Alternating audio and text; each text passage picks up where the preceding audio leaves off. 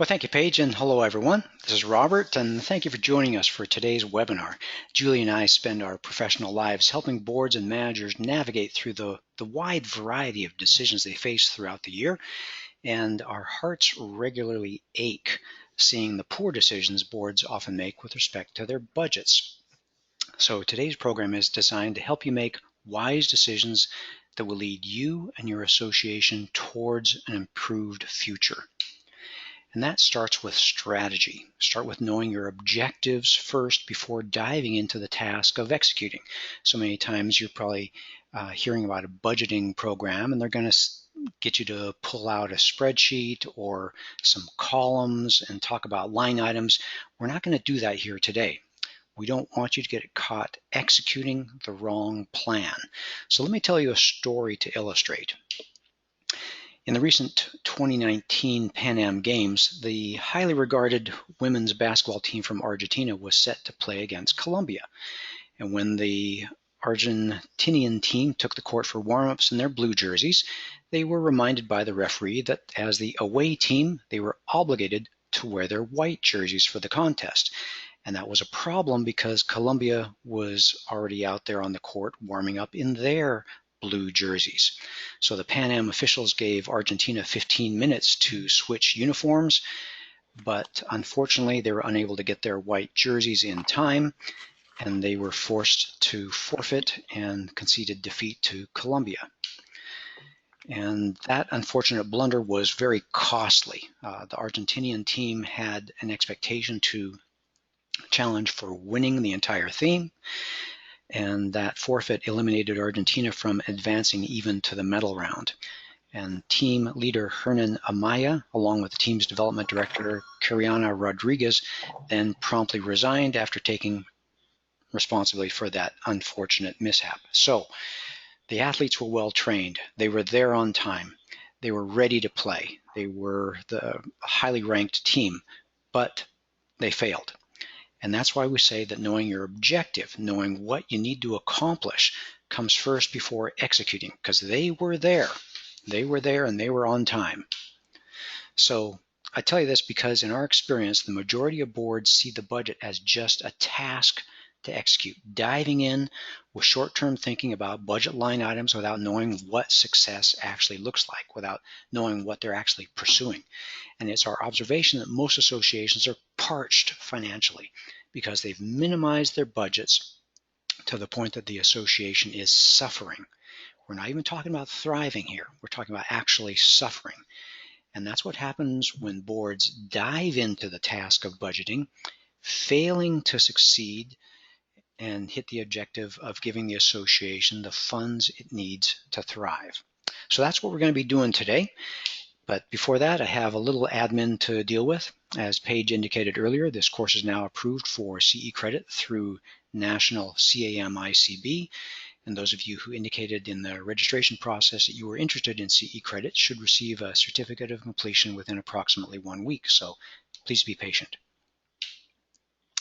And with that in mind, let me tell you that with all our other webinars, we're recording this session. So I hope that you are prepared and eager to take some notes, but because we are recording it, we've got an opportunity for you to see it afterwards. And for those of you who fill out a brief survey at the end of today's session, we will send an outline of the program. And now in that survey, that's where you get to tell us what you liked most about the program or give us ideas for future programs. And we draw from those as we create new curriculum that we present here online. And this is a live presentation, and everyone's been muted to keep the background noise to a minimum, but Julie and I need to hear from you. So to create a situation where there's not just a cacophony of sounds, you can enter a question, you can type in a question into the dialog box that you see on screen. Paige is going to be monitoring that during our session today, and she'll draw from those at the end during our Q&A time. Now, let's check to make sure you're ready to get started. Grab your mouse and click on the hands raised icon in your control panel. It should look something similar to what the arrow is pointing to on screen here. So click on your hands raised icon, And good, good, good. I can see hands being raised all up and down the attendee list. Fantastic. Okay, thank you very much. Hands are down. Julia, I think they're ready. So let's talk about what we're doing here today. Strategy. What are the attributes of a successful budget? Well, hi, everybody, and thanks, Robert, for having me again. I think the number one thing is cash. And as we always say, cash is king. The association absolutely has to have the cash on hand. It needs to function. Cash is it's the air it breathes. It's the water it drinks. It's the fuel that runs the engine of an association. And to have that cash, the board members must understand their primary responsibility. And what those is to preserve, protect, maintain, and enhance the assets of the community, the association. That doesn't mean maintain the status quo or make sure there's never any dues increases. No, it means to maintain and enhance the assets of the community. The manager assists the board in that process by sharing their experiences with the board who maybe doesn't want to up the budget a little bit, with their experiences with associations that have done so, that make sure and they always have enough cash. And I can tell you from having managed both, the one that keeps their budgets up where they need to be so things can get done, it makes the homeowners much, much happier. And you want to avoid the financial scarcity, and of course you want to avoid the political problems that come along with not having enough to get things done, or with having to impose a special assessment. Everybody knows that's not fun. The next thing, a great attribute for board members, is to don't base the budget on hope.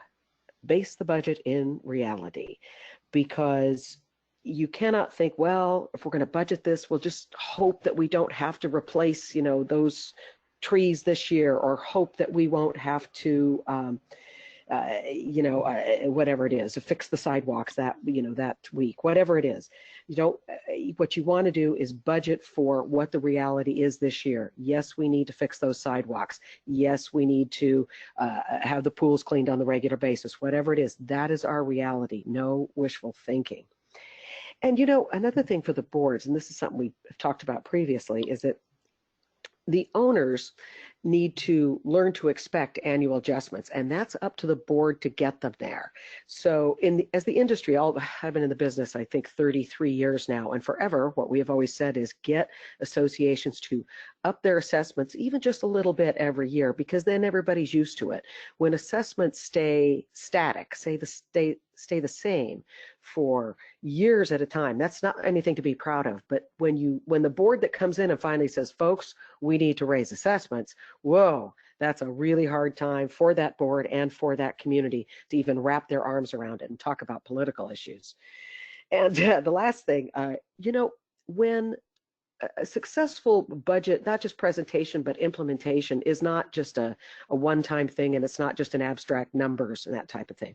It's a process, and the owners need to be brought into that process, and meaning that they need to be aware of where their dollars are going at all times, not just at budget time, but even throughout the year. There always needs to be clear and open communication, transparency between the board and the homeowners during the entire year, again, especially at budget time, but during the entire year about it. And when you are a manager or are a board member, you can't just throw the budget out there and let it sit. You really kind of have to be its advocate, its salesman, if you will, salesperson, if you will. And for you managers out there, when you present a budget to the association, so when you're doing the budget, the actual physical presentation, the budget's been accepted, here's a couple of things to do that are really great. Even though you have the full budget there, on the top of that, what you might want to do is put a sheet of paper that has like a pie chart. And so all of the expenses of the association are done very clearly in a pie chart, and people can grasp it very quickly. Oh, this amount of dollars goes to landscaping, and this little sliver goes to management fees, and this little sliver goes to what, but so they know where their money actually goes at a glance. And also, I would encourage you to put a picture of maybe the association's greatest asset that it has. So it really brings it home. So let's just say you have some beautiful pool areas. I would take a picture of the prettiest one and then put it up there, because that really brings the budget home. This is what we're paying for. Or if it's your beautiful buildings, whatever it is, or your golf course, it just put a picture up there, because that really brings it home. So the budget is not just an abstract. Julie, I like that. That was resonating.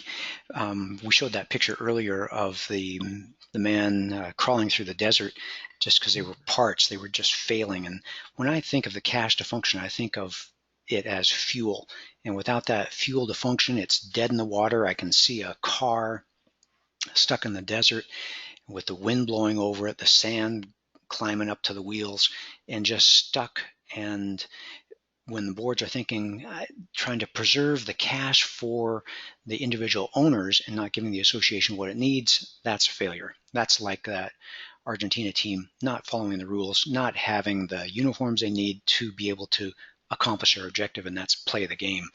And then the hoping. We all need hope. We want hope, but there's a time when it comes down to you got to have the numbers. And boards need to budget for the true cost, not exist on wishful thinking.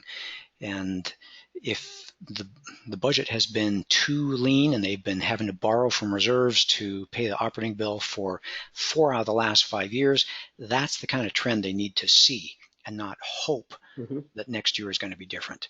And then expecting annual adjustments. This is where you get to train. And some of it is the manager training the board, where the manager can really be the coach and say, hey, from my years of experience or with my other properties, this is what I've seen, this is what I've learned, the best practices. And that same way, the management team, being the board and the manager, can train the owners that things generally get more expensive. And it's that interaction together that leads you to that number 4, where the owners are aware. And when I think of a budget, I think quite often people are drawn to what it's taking from me. And Julie, I liked your suggestion to put a picture on there, put the pie chart so they know where it's going, and they aren't so quickly drawn to what it's taking. Because when they realize, yeah, this is home, this is good, and oh, that landscape, yeah, that's why the water bill is 17%. We can't eliminate that water bill, or that grass is going to turn to brown, and it starts to come together. So I like that. It all comes together. Thank you so much. Okay, so we've got kind of these objectives. Now let's talk about process. How does this actually start to look? What are the steps that the board and management actually starts to take?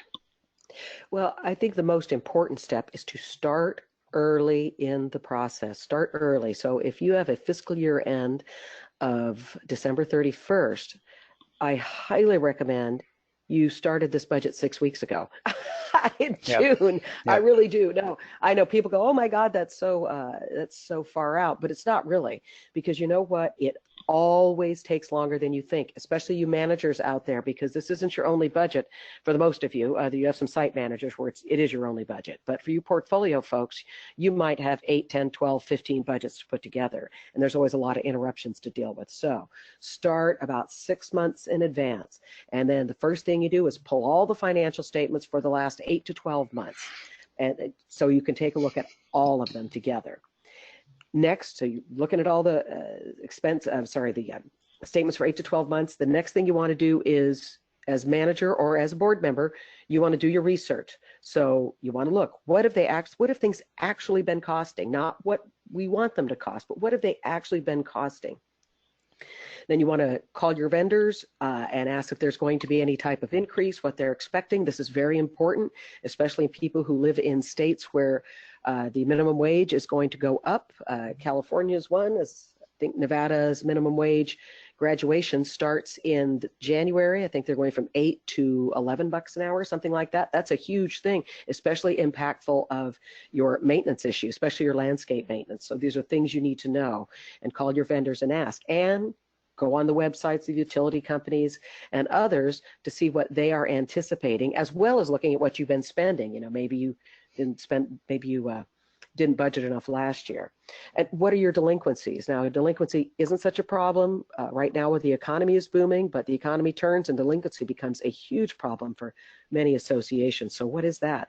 And are we making our reserve contributions, which everyone out there are equally as important as the day-to-day expenses of the association. In fact, that's how you should think of them, because you are paying for day-to-day expenses, just not now, in the future, for those major repair and replacement. That is all a part of your expenses today to save for the future. So now you've looked at them, what items are over budget, what are under budget. I've called my vendors, I've looked on the websites, and what are the trends that are coming up? I mean, is there going to be insurance going up? And what did the association not do that they wanted or needed to do the previous year? So they didn't have the money to do it, but why was that? So that's extremely important. Then I would say you prepare the preliminary budget. And for especially for you managers out there, when you're preparing a preliminary budget, everyone freaks out at budget time. Don't freak out. Budgets are very simple. And Robert, back in the day when I started, which was a Thursday, but back in the day when I started, I mean, but we didn't have email. We didn't even have a fax machine. I worked on a typewriter, and I did all my budgets by hand with a calculator. And they can be done. Yeah, and when you calculated, you had to calculate a column of numbers, and any one change meant you had to redo the whole thing. The whole thing, exactly correct. And it could be done. I mean, we did it back then. It can be done now. And you guys have spreadsheets now. You have Excel. So don't freak about the budgets. Don't forget, budgets are a guide. Budgets are not written in stone nor blood. And especially in a preliminary budget, don't get all stressed out about it, you folks. When it goes off to the budget committee or the board of directors, whoever you're working with there, they are likely going to make changes. So a budget at this point definitely is not set in stone. So don't worry about it. Don't freak about it. And the last thing is that you want to finish the budget. I mean, have it all completely done on time. So you have to think about your time frame here, because there are certain states have their own laws of when things have to be out or your governing documents do. And it's also out of courtesy to your homeowners, but you are always trying to get in those things. So it's just the budget. So don't freak out on the first part. Get it all to your people on time at the end. And that's the biggest things to think about. Cool. Those are very doable steps, talking about giving yourself time. And again, what do we have today? 92% were December 31st fiscal year end, and we're recording this webinar in August. And so if you haven't started, you're already a little bit late, so you got to hustle. But that's a big deal, because everything takes time. Getting the numbers together, doing your homework, gathering the facts, reminding people of the process, getting them involved, that interactive aspect, preparing the draft budget, maybe getting that out in a newsletter, warning people, advising people that, hey, the homeowner assessments are going to go up by X% this year. There's a lot of things you can do to your advantage, and remembering that it's customization, and then you can tweak something. Oh, the landscaper finally said this, and fortunately you can just plug that one number in and everything recalculates. So adjust and customize. And Julie, I liked what you said. You finish it, but it's not perfect. It is a guide. Mm-hmm. So follow up and guide, and make sure that it's pointing the association in the right direction for the next year. So that's a great kind of thing. But here's another one thing, Robert, for you, and this sings to you guys in the reserve study business, is so if you managers or associations out there need a reserve study, you need to call the reserve professionals earlier in the season, not in August, because if you call them in August, you go to the end of the line typically, and you will be waiting for that till the very end, and your budgets will be much later than you think, and you will be freaked out about it. So plan on that ahead of time as well. Thanks, Julie. Yeah, we're in a seasonal business, and we love our clients that start early. It makes life a whole lot easier for us. But talking about the starting early and stress, if budgeting has been always a struggle or a stress for the years that you, the listener, have been working on it, Julie, do you have some suggestions? Oh, on the budget stressing and that Yeah, type of yeah. thing? Well, as far as education goes, I would tell if you're a board member, there are a couple of things that you can do. I mean, and when we're talking to you all who are listening to us today, we're typically preaching to the choir because you have enough interest in your community and the process to listen to these types of programs or get some education. But I would tell you, you need to go to your local professional organization, CAI, that almost there's chapters everywhere. Attend their functions because you'll learn so much. They also have online classes.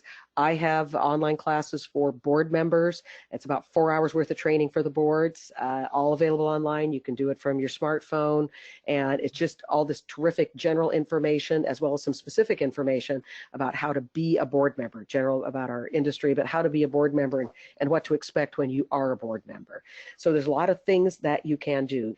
And I would tell you, there is no reason to struggle so much. I think most associations struggle because a lot of the board members are frankly unwilling to go to education. Again, you people all listening are the ones willing. So if you can get your other folks to go do some of this stuff, it'd be great. Yeah.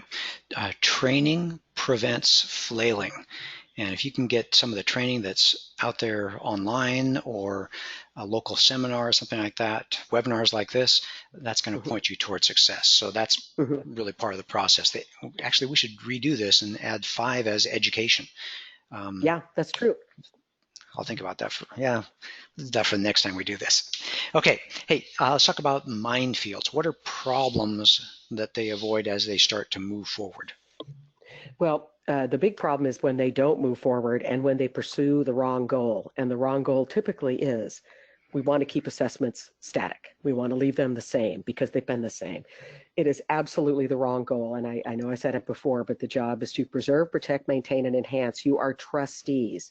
And that means the community is trusting you to be good stewards of their money as well as the assets. So if you're pursuing the goal of assessment staying the same, that is not the right goal and not your job as a board member. Now, I know all you managers out there know this, but for you board members, this is the thing you need to know. And for those of you who feel this already, you're right. You're right on the right track.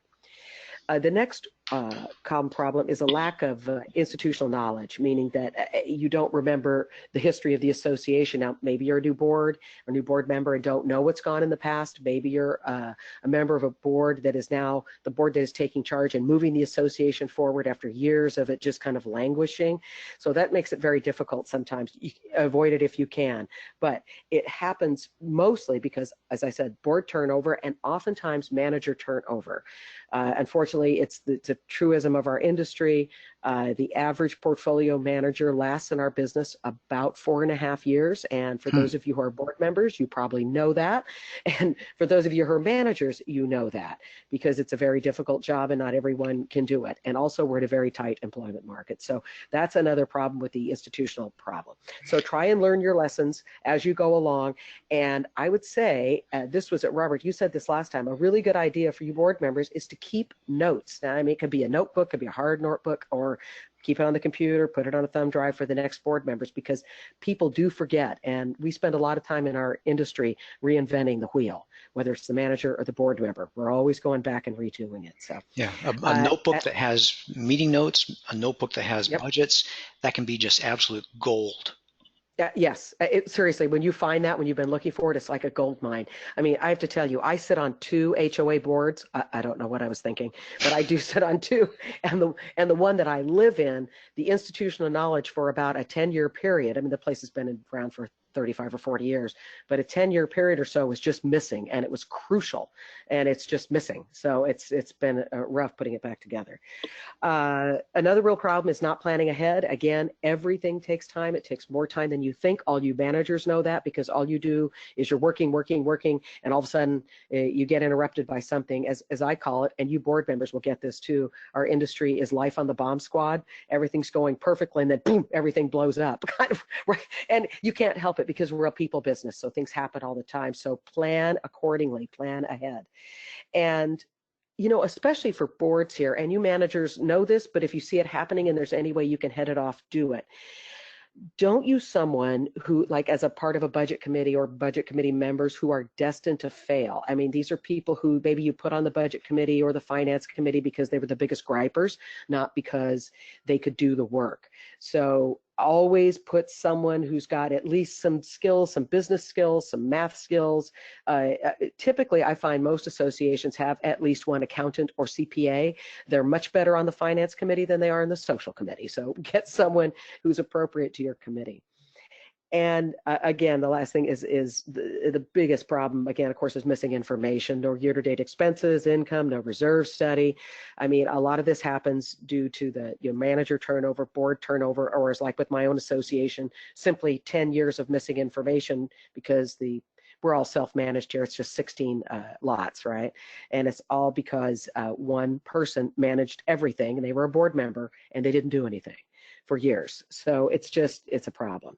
But it's okay to make, I want to tell you on this part though, it's okay to make informed guesses. So if you have kind of enough information, you think you've got it right, and you've maybe relied on a couple of experts who've told you that, it's okay. But it is not okay just to make plain guesses. You just can't make a wild guess.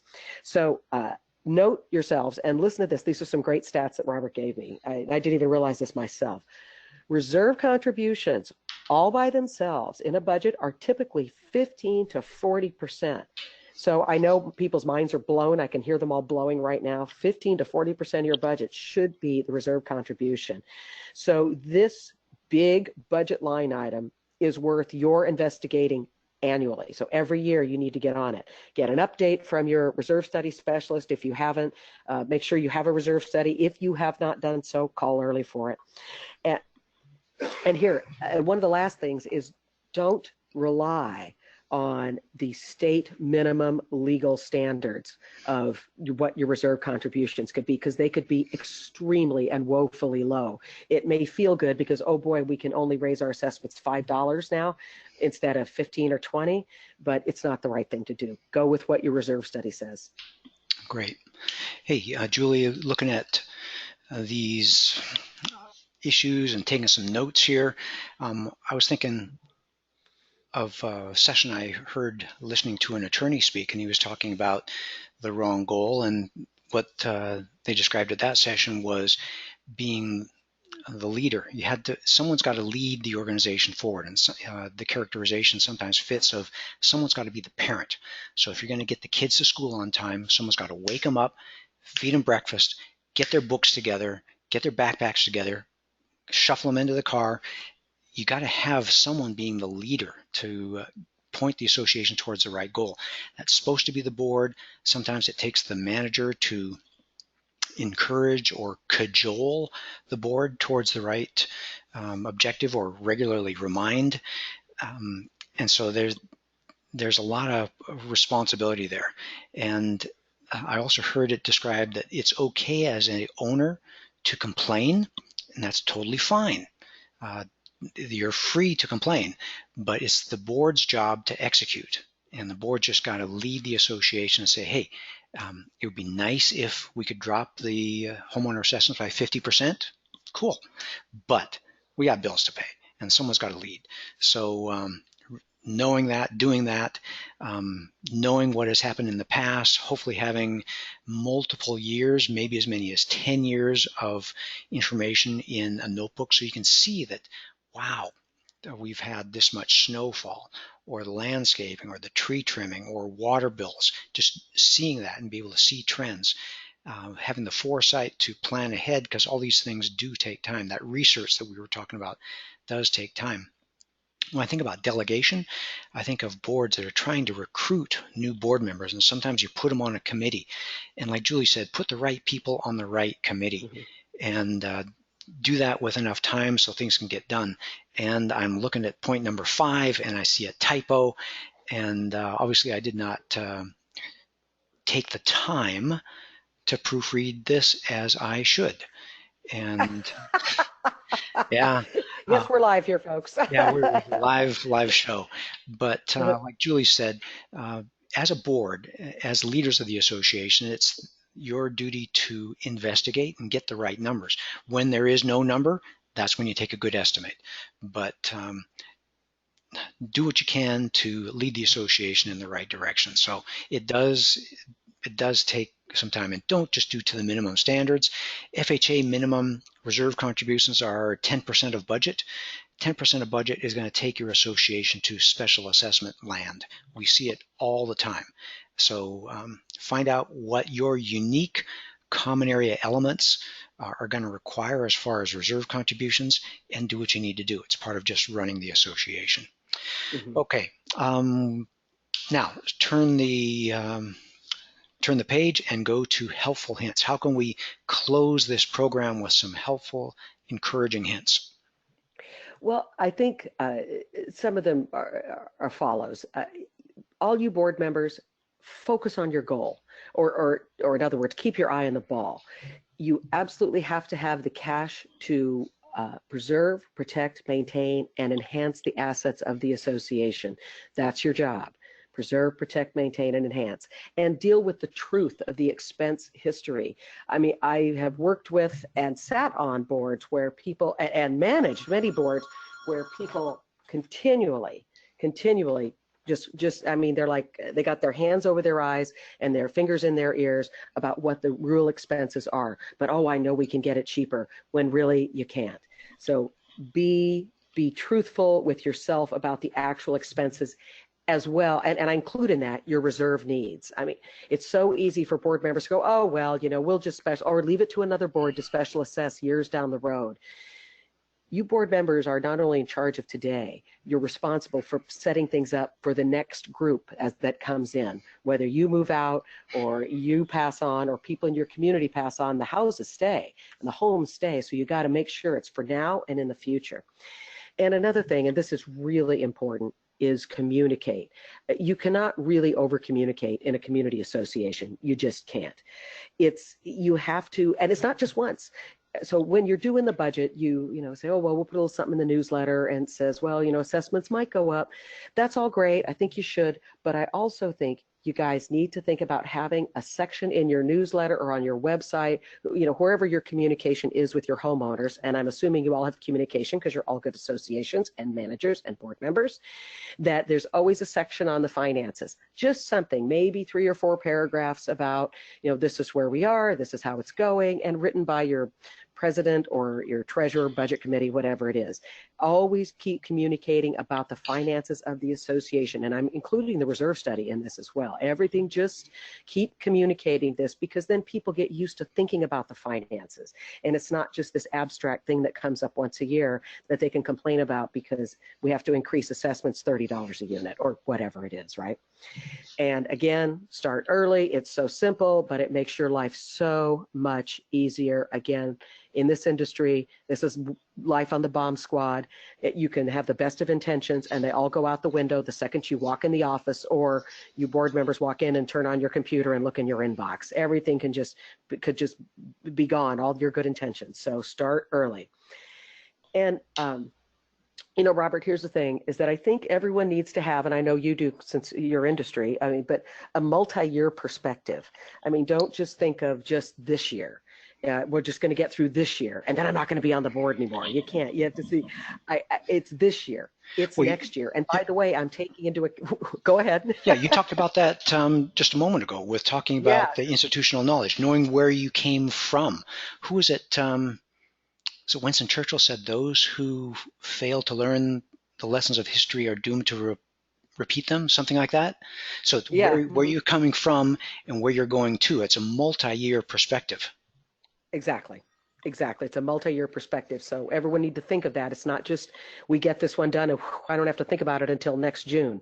It's we get this one done and where are we going, and also how we're communicating. Again, and that's all just dealing with the truth. And here's a last very salient point, and Robert and I have discussed this over the years so many times, I can't tell you, and I live it myself in my own associations that I'm on the boards of, is that you have to budget for the majority of the residents and for the community as a whole. So you're not budgeting for that 10% vocal minority who is anti-budget increase, anti-anything, just you know which people I'm talking about, folks. You're not budgeting for them. You can't be bullied by them. You are budgeting for the good of the community as a whole to uphold your fiduciary duties as a board member. And here's one thing, then it's kind of painful to talk about, painful to think about, but we're all going to face it. A lot of associations fall into the trap of I can't, and boards, I mean, that we can't raise assessments because if we do, Mrs. Smith over here will no longer be able to afford to live here.